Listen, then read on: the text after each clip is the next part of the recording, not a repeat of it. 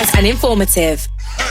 It is always a pleasure to have you join us on the News Machine, the hottest news magazine show on radio. We are reaching you from Hot FM stations in Lagos on 93.3 FM, Hot FM Abuja 98.3 FM, and Hot FM Owerri 99.5 FM. 7 a.m. to 7:15 a.m. Monday to Friday. I am Otobong Nkanta. This morning on the News Machine, NANS blast presidency over tuition fee hike. Court says no to DSS fresh request to detain Emefiele for another 14 days. And INEC vows to improve on electoral process. We will also be linking up for the voices in the news. The News Machine will be back after these messages. Now you can get your news on. Hot, fresh, exciting, and exclusive.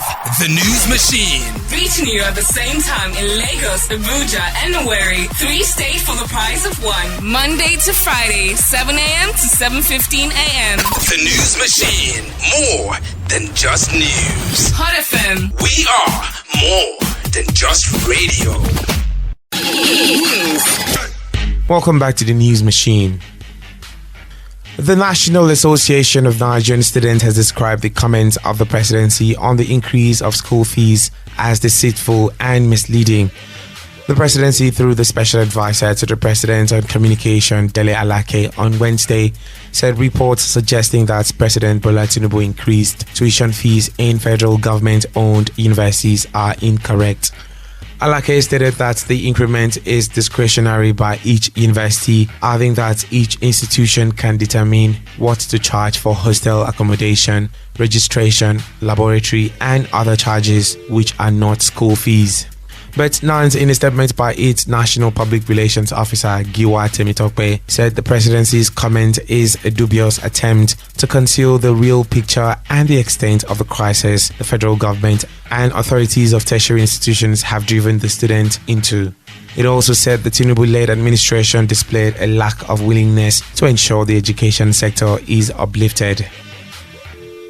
A High Court of the Federal Capital Territory sitting at Maitama has rejected a fresh application the Department of State Services filed for an order to further detain the suspended CBN Governor, Mr. Godwin Emefiele, for another 14 days.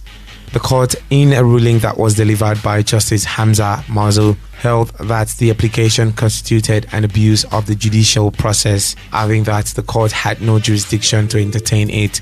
The DSS had told the court that it uncovered a fresh evidence that would require it to further retain the suspended governor of the Apex Bank in its custody. The National Youth Service Corps has urged prospective corps members, corps producing institutions, and corps members to report any infractions on the deployment and relocation policies of the scheme. This was contained in a statement signed by the Director, Press and Public Relations of the NYSC, Eddie Mengwa. According to the statement, redeployment, mobilization, and deployment of corps members were all free of charge in accordance with the deployment and relocation policies of the scheme. The scheme therefore urged corps members and their institutions to report any infractions against the policies to NYSC formations across the country, its National Directorate headquarters in Abuja, or any other security agencies for prompt action.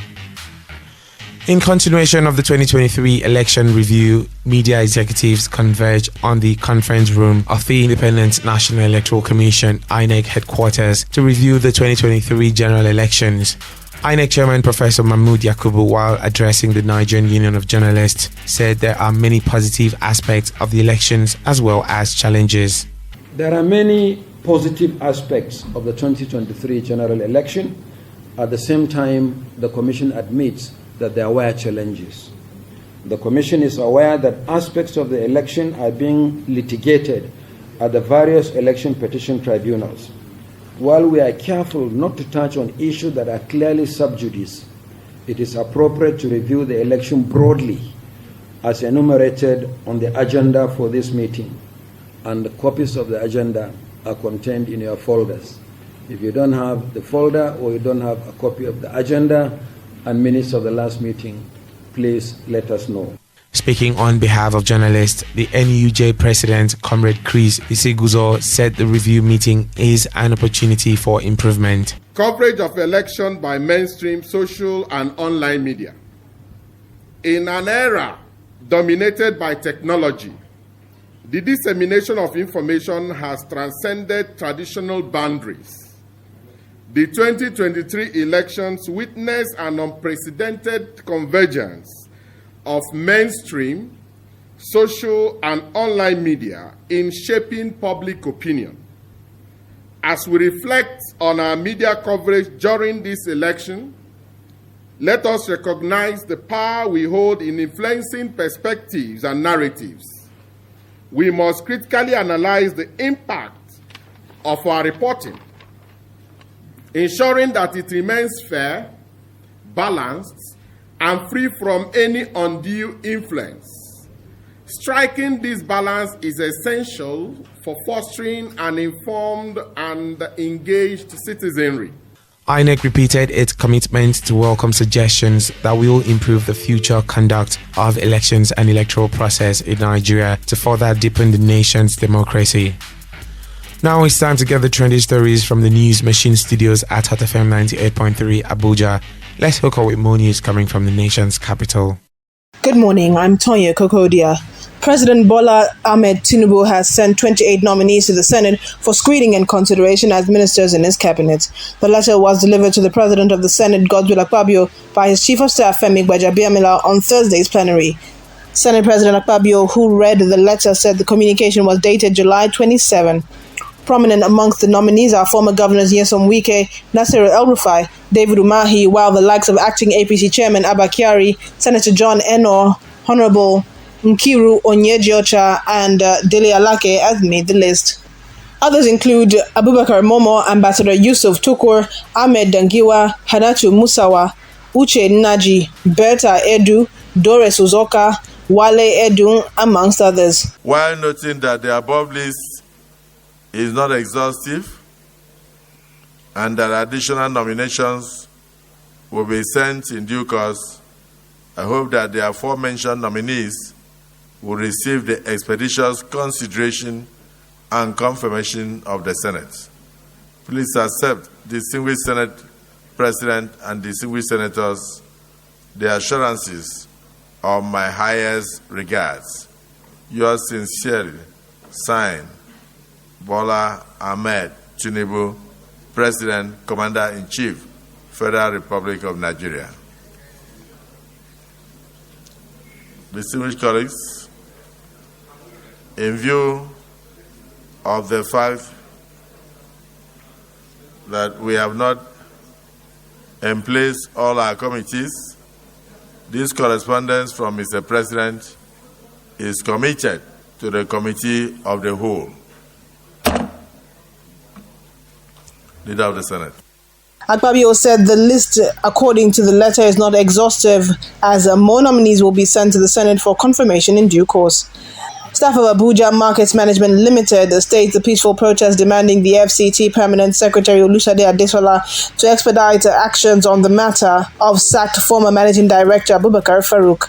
Speaking on behalf of the protesting staff who marched around the premises of FCT administration with various placards, Chairman, Senior Staff Association of Statutory Corporations and Government-Owned Companies, AMML, Musa Shelling, decried the negative effects of the leadership on the staff. Shelling, who stated that staff members no longer feel safe due to the heavy presence of security operatives that have continued to besiege the office, demanding the leadership tussle be settled once and for all to allow staff put in their best in discharging their duties. Recall that for the past 2 weeks, AMML has remained a theatre of dramas after Farouk was sacked following the resolution of shareholders with the group endorsement of the Group Managing Director of Abuja Investments Company, Abubakar Maina, the supervising agency of AMML.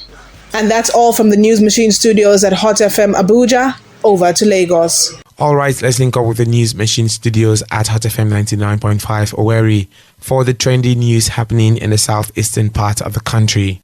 Good morning. The Imo State government has again urged residents to disregard the Monday sit-at-home order by the indigenous people of Biafra, IPOB, and go about their normal businesses. IPOB had ordered sit-at-home in the southeast every Monday until its leader, Nnamdi Kanu, is released from the custody of the Department of State Services. Imo State Commissioner for Trade and Investment, Simon Ebegulim, disclosed this at a press conference in Owerri, the Imo State capital. I want to use this opportunity to appeal to our people, our traders, our businessmen and women to come out from Monday, that businesses should be open. They should all come out to do their normal business. And I want to urge all business owners, both in Owerri, Orlo, and Okigwe, to endeavor to open their business. He noted that adequate security had been provided to ensure the safety of lives and properties in all parts of the state. The state government, through His Excellency, Distinguished Senator Hope Uzodinma, has made arrangements to secure all the citizens of Imo State. Every Imo-like must feel secured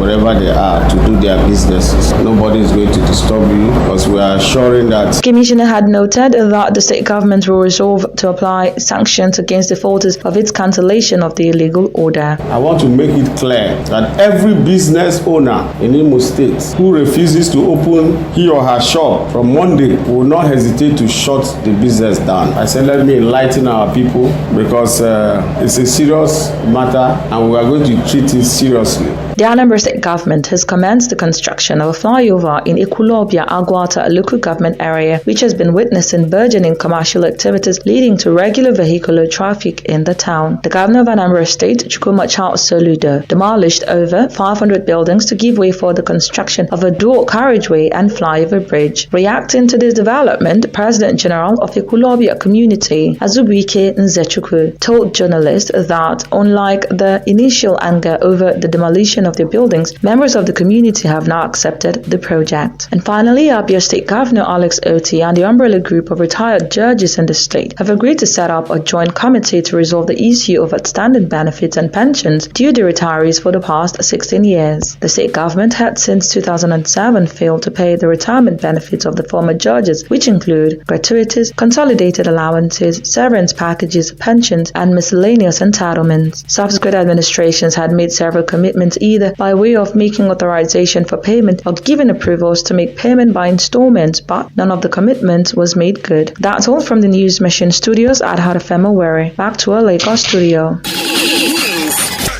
You are listening to the News Machine, reaching you from our stations in Lagos, Abuja, and Owerri, 7 a.m. to 7:15 a.m. Monday to Friday.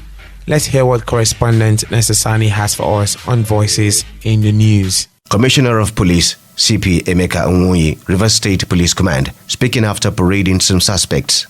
There is a syndicate of people now, deceiving people that they are going to give them a non-existing job, which ranges from giving them a false hope of preparing visas, international passports, and even flight tickets to those jobs. A total of 60 victims, including 8 females and 50 male, were rescued on this operation.